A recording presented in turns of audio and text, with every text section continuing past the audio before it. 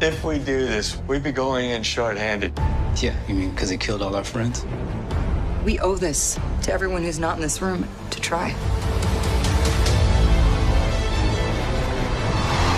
It's not about how much we lost. It's about how much we have left. We're the Avengers. We gotta finish this.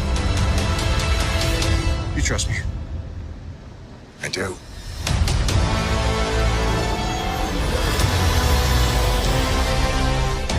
You could not live with your own failure. Where did that bring you?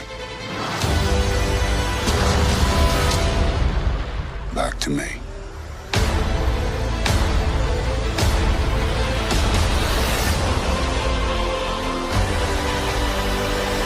Tickets on sale now. We got a brand new Avengers Endgame trailer to break down. Tickets are on sale, that's why they dropped this. There's a whole bunch of new footage. It's from all over the place, and they're mixing and matching so many different things, so you probably noticed a bunch of Easter eggs during this. Because tickets are on sale, we'll do a new round of the IMAX giveaway. All you have to do to enter is be a subscriber and leave your favorite moment from the trailer on the video. We start on a shot of the Avengers base at night. There's a whole bunch of voiceover from a bunch of the different Avengers. Banner starts with, "If we do this, we go in short-handed." I think this is happening relatively early in the movie before you see them all climb on the Benatar with Captain Marvel there. There was footage that Disney screened at a private investors meeting that takes place directly after the Captain Marvel post-credit scene where you have Thor grabbing Stormbreaker, trying to shake Captain Marvel a little bit, just testing her. The footage is basically Captain Marvel showing up in her gold costume. Then later, after she explains who she is, she's one of the first people to push that they go directly for Thanos. And because at that point, Nebula and Iron Man have already made it back to planet Earth, they have the Benatar available. They use information that Nebula gives them about where Thanos' farm is to go directly after him. So that's what they're doing on the back of the Benatar here, where Captain America is wearing his Winter Soldier outfit. But like Banner says, they're going in short-handed because Hulk is not there. Banner himself isn't on the back of the Benatar here. Iron Man isn't there, and they don't have Ant-Man either. Fun fact too, Rhodey is also one of the first people to question Captain Marvel about why she wasn't around for the earlier Avengers engagements. How come you weren't here for the snap? Where were you this whole time? People wonder, like how come Nick Fury didn't page her before now? Love the scene of Thor here at the table. Imply that this is happening when they're all arguing initially. He has that giant plate of what looks like dinner rolls in a LaCroix. So Thor is a big fan of LaCroix if you ever get to have dinner with him. Whether or not you're a big fan of that, behind the scenes, that's what they drink on set when they're having lunch. This is a picture of them behind the scenes with Doctor Strange filming Infinity War with everybody drinking LaCroix. There's the Black Widow dialogue that they transpose with this scene of her with her long red hair sitting outside the Avengers base in the rain, saying, "We owe this to everyone in this room who's not here to try." But here's the thing, she doesn't have red hair when she's on the back of the Benatar, so using her hair to chart the timeline a little bit, when it's blonde and short relatively soon after the events of the snap, maybe several weeks, maybe a couple months, not that much time has passed because Captain America still has a beard in the Captain Marvel post-credit scene. So maybe this scene of him here in the bathroom, clean shaven, is when he actually shaves the beard off relatively early in the film. Now we know when the scene from the other trailer with him talking to Black Widow on the back of the Benatar is coming from. It's from really early in the film when they first go after Thanos, which as you can assume now is probably pretty unsuccessful. Like they have a shot that they transpose of them looking up as if they're looking up at a ship. Then you see Thanos' Sanctuary 2 ship above that planet. It's really hard to tell when this is happening during the movie though.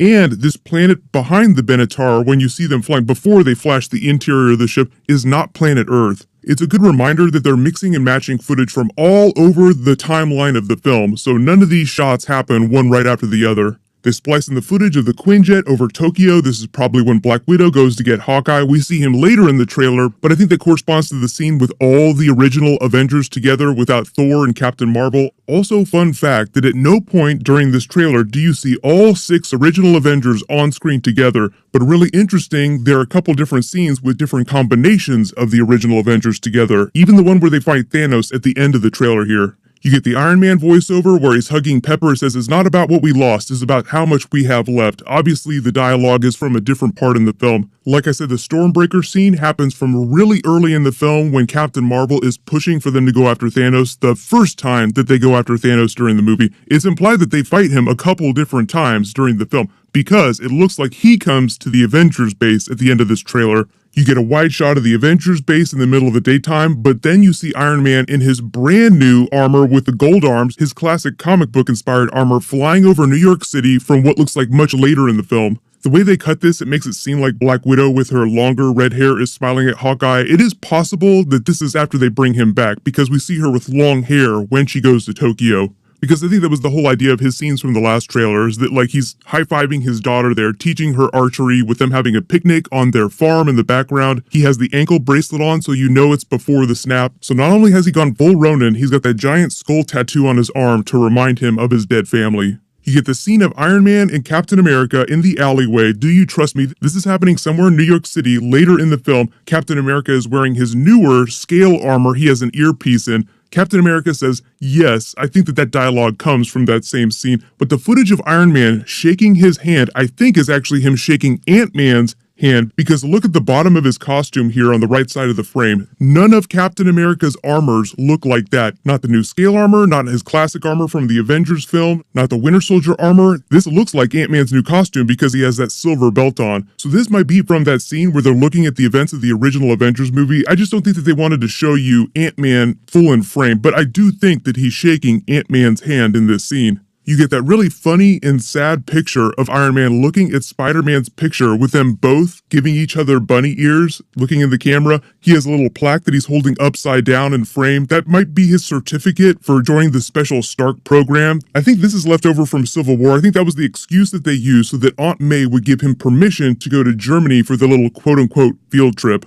This picture of Iron Man here too reminds me a lot of the original Avengers movie. Like he has the line of dialogue where he says, "We're the Avengers, we gotta finish this." But I think that they spliced that sentence together from two different parts of the film. So remember, two important quotes from Iron Man: "We're the Avengers, we could bust arms dealers all the live long day." But that up there, that's Endgame, is the quote from Avengers Age of Ultron. Then there's the quote from the original Avengers movie where he's making the drink, talking to Loki and says, "If we can't protect the Earth, you'll be damn sure we'll avenge it." So now they are in that timeline. They're damn sure going to avenge the Earth. This shot of Thor inside this wooden hut might actually be from Thanos' hut on his little farm there where he sat down at the end of Infinity War. The planet is called Titan 2, but it's made to be a new version of what Titan used to look like before it was destroyed. This might be from earlier in the film when they first go after him. This shot of Rocket, though, looking up at something, looks like it's actually on Thanos' ship, though, because look at all those carvings on the floor there. Those look like the designs on Thanos' big ship, which is called the Sanctuary 2. We saw a little bit of it when Thanos took Gamora back there so they get the location of the Soul Gem from her.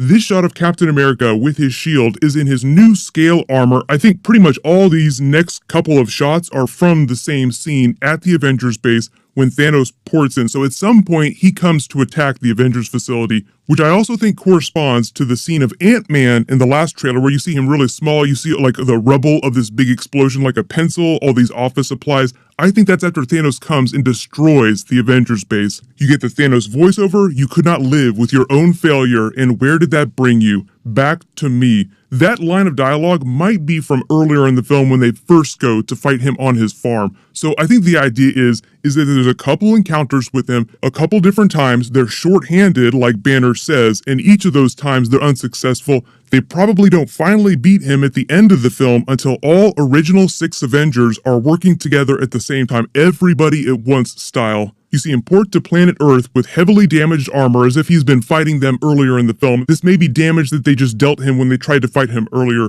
You see Iron Man in his gold armor that looks like it was damaged a little bit in the explosion. Then you see the original Avengers, or some of the original Avengers, slowly walking to Thanos in the rubble, who's just sitting there. You see his giant sword stuck in the ground. Even though you only see Iron Man, Captain America, and Thor walking towards him in frame. Remember in the last trailer, we also saw scenes of Nebula amidst the same type of rubble, which seems like it's also happening at the Avengers base. And we saw Rocket standing on War Machine that also seemed like it was from a similar scene. So there are more people besides these 3 original Avengers in this moment here. Remember the scene of Hawkeye in those tunnels underneath a building with a giant explosion going off in the last trailer? That could also be from when Thanos blows up the Avengers base. And also, big Hulk theory. So when is Banner going to finally turn into the Hulk again? Because there are a couple different shots where they're walking through the Avengers base, like where they're wearing the white quantum suits. Banner is not in this one, but this shot of them from the other trailer, they're not wearing those suits, so it's from a different point of the film. Banner is in the background of this, but it's just Banner. He hasn't become the Hulk yet.